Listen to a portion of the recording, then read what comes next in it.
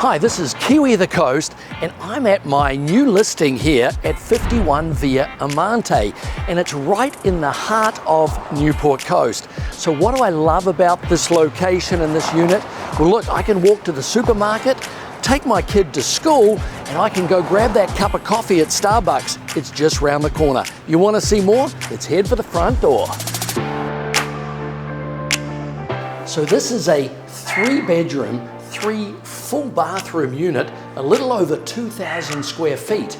And what I like is it's got a bedroom, bathroom down. Nice if you're working out of the house, but also if you don't want to use those stairs. The second level is the family living area. Nice 2-story volume where the stairs are going up and down, high ceilings, and a bedroom and bathroom on this level. Formal dining right in back of me. It's a great place to entertain those guests.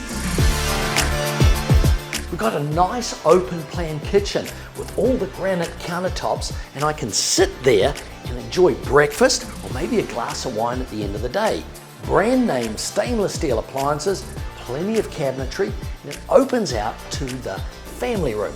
Watch a little TV, enjoy the fire in the winter, plus it also opens out to a patio, outdoor patio, where I can barbecue in the evenings.